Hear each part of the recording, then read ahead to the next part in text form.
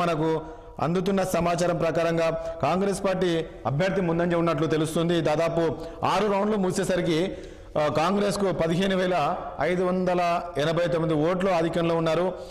Yes 6వ round Congress 2,930 ఓట్ల ఆధిక్యంలో ఉన్నారు. మొత్తానికి కాంగ్రెస్ పార్టీ అయితే మనం చూస్తున్నాం ప్రతి రౌండ్లో కూడా కాంగ్రెస్ పార్టీ ముందంజ ఉంది. ఒక 4 రౌండ్ల మాత్రం స్వల్ప ఆధిక్యంలో అప్పట్లో బీఆర్ఎస్ పార్టీ ఉన్నప్పటికీ సో మొత్తానికైతే కాంగ్రెస్ పార్టీ నేతలైతే సంబరాలు చేసుకుంటున్నారు. ఆ గాంధీ భవన్ దగ్గర విజువల్స్ చూస్తే ముఖ్యమంత్రి ఫొటోస్ పెట్టేసి అక్కడ రప్పా రప్పా అంటూ అక్కడ ఫ్లెక్సీలు పెట్టారు. సంబరాలు చేసుకుంటున్న దృశ్యాలు కూడా మనం చూస్తున్నాం. అదేవిధంగా ఇప్పుడు కౌంటింగ్ సెంటర్ నుంచి కూడా బీఆర్ఎస్ నేతలు బయటికి వెళ్ళారు, ఏజెంట్లు అనేది తెలుస్తుంది. మొత్తానికి ఏదైతే కాంగ్రెస్ పార్టీ చెప్పిందో ముఖ్యమంత్రి చెప్తూ వస్తున్నారో ఖచ్చితంగా కాంగ్రెస్ పార్టీ కైవసం చేసుకుంటుంది. ఈ స్థానానికి సంబంధించి జూబ్లీస్ ఖచ్చితంగా కాంగ్రెస్ పార్టీ గెలుస్తుంది అని చెప్పినప్పటికీ చెప్పిన విధంగానే ఈరోజు కాంగ్రెస్ పార్టీ ఒక స్థానాన్ని కైవసం చేసుకుంటుంది. మరి కేటీఆర్ బీఆర్ఎస్ పార్టీ ఎందుకంటే జూబ్లీస్ సంబంధించి మొత్తం భుజాలపైన వేసుకొని కేటీఆర్ ప్రచారం చేశారు. మనం చూసాం మొత్తం కేటీఆర్ బాధ్యత వహించారు కాబట్టి మరి ఖచ్చితంగా గెలుస్తుంది. సైలెంట్ ఓటింగ్ జరిగింది, ఎవరు బయటికి చెప్పట్లేదు కానీ సైలెంట్ ఓటింగ్ జరిగిందని చెప్పేసి అప్పట్లో ఎగ్జిట్ పోల్స్ వచ్చిన సమయంలో చెప్పారు. కానీ ఈరోజు మరి బీఆర్ఎస్ పార్టీ అనుకున్న విధంగా గెలవలేకపోయింది. మరి ప్రధాన కారణం ఏంటంటే ఎందుకంటే హైడ్రా అనేది కూడా ప్రధానంగా కేటీఆర్ ప్రజల్లోకి తీసుకెళ్లే ప్రయత్నం చేశారు. సోషల్ మీడియా చాలా యాక్టివ్గా పనిచేసినప్పటికీ కాంగ్రెస్కు వ్యతిరేకంగా అయినప్పటికీ కూడా ఈరోజు ప్రజలు కాంగ్రెస్కి పట్టం కట్టారు. ఏదైతే నవీన్ యాదవ్ అభ్యర్థి ఉన్నారో 40,000 మెజార్టీతో గెలుస్తా అన్నప్పటికీ కూడా ఈరోజు ప్రస్తుతానికైతే 15,000 మెజార్టీ ఆధిక్యంతో ముందుకు వెళ్తున్నారు. చూడాలి ఏం జరగబోతుందో. దీనికి సంబంధించి మరింత అప్డేట్ మా ప్రతినిధి రహీం అందిస్తారు. ఎందుకంటే ఎన్నో రౌండ్ కొనసాగుతుంది. మరి నేను చెప్తున్నట్టు అక్కడ బీఆర్ఎస్ ఏజెంట్లందరూ కూడా బయటికి వెళ్ళిపోయారని తెలుస్తుంది. రహీం, మీ దగ్గర ఉన్న సమాచారం ఏంటి ఇప్పుడు ఎన్నో రౌండ్ కొనసాగుతుంది?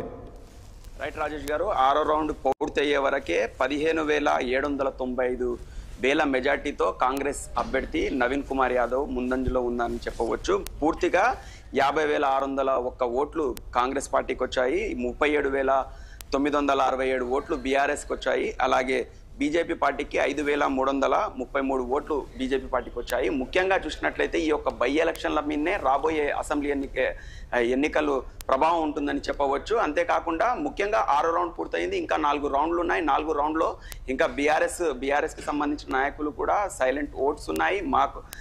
మేమే తక్కువ మెజార్టీతో అయినా కూడా మేము అధికారంలోకి వస్తామని చెప్పి బీఆర్ఎస్ నాయకులు అంటున్నారు. ఒక దిక్కు కాంగ్రెస్ శ్రేణులు పార్టీ ఆఫీస్ దగ్గర రప్ప రప్ప అని చెప్పి ఏదైతే పోస్టర్లను తగ్గేదేలే అంటూ పోస్టర్లను పెట్టి మీడియా ముందు సంబరాలు జరుపుకుంటున్నారు.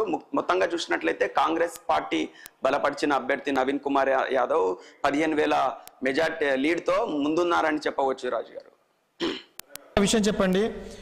నేను ఇంతకుముందు అన్నట్లు బీఆర్ఎస్ పార్టీ ఆ స్థాయిలో కాంగ్రెస్కు వ్యతిరేకంగా ప్రచారం చేసి సోషల్ మీడియా యాక్టివ్ ఉంది. అతను హైడ్రా తీసుకొచ్చి పేద ఇళ్లను కూల్చేశారు. సో కాంగ్రెస్ పార్టీ అతను అభ్యర్థి కూడా అతను రౌడీజం అనే విధంగా కూడా అతను ఎస్టాబ్లిష్ చేసే ప్రయత్నం చేశారు. చేసినప్పటికీ ఈరోజు కాంగ్రెస్ వైపు ప్రజలు ఉండడానికి ప్రధాన కారణం ఏమేమి ఉండొచ్చు? అక్కడ ప్రధానంగా మీరు అన్నట్లు బీఆర్ఎస్ అధినేత కేసీఆర్ హయాంలో వర్కింగ్ ప్రెసిడెంట్ కేటీఆర్ గల్లీలో ప్రచారం చేశారు. బీఆర్ఎస్ పార్టీని గెలిపించండి. ఏదైతే 2 సంవత్సరాలు పూర్తయిన కాంగ్రెస్ పార్టీ హైడ్రాతో ఎన్నో పేదవాళ్ళ ఇళ్లను కూల్చేశారు. ఏదైతే రాబోయే రోజులలో మళ్ళీ బీఆర్ఎస్ అధికారంలోకి వస్తుందని చెప్పి కేటీఆర్ అలాగే బీఆర్ఎస్ మాజీ అలాగే మంత్రులు తాజా ఎమ్మెల్యేలు కూడా ఈ యొక్క ప్రచారం చేశారు. ముఖ్యంగా చూసినట్లయితే కాంగ్రెస్ పార్టీకి ఎందుకోసం అధికారం ముందంజలో ఉందంటే ముఖ్యంగా చూసినట్లయితే తెలంగాణ రాష్ట్రంలో కాంగ్రెస్ పార్టీ అధికారంలో ఉంది. 2 సంవత్సరాలే పూర్తయింది, ఇంకా 3 సంవత్సరాలు ఈ యొక్క అధికారంలో ఉండబోతుంది. రాబోయే 3 సంవత్సరాలు జూబ్లీ హిల్స్ నియోజకవర్గం అభివృద్ధి జరగాలంటే 100% కాంగ్రెస్ పార్టీకి ఓటేయాలని అక్కడ ఉన్న మాస్ పబ్లిక్ కావచ్చు, కొంతమంది 50% మాస్ పబ్లిక్ అలాగే కొంతమంది 50% క్లాస్ పబ్లిక్ కూడా ఈ యొక్క జూబ్లీ హిల్స్ ఏరియాలలో ఉన్నాము. దాదాపు 7 బస్తీలలో యూసుఫ్గూడ కావచ్చు, అలాగే ఎర్రగడ్డ, ఈ బోరబండ, ఇలాంటి షేక్పేట్ ఇలాంటి ఏరియాలలో ఎక్కువ పొంతాదులో ఈ యొక్క ఓటింగ్ సంబంధించి జరుగుతుందని చెప్పవచ్చు.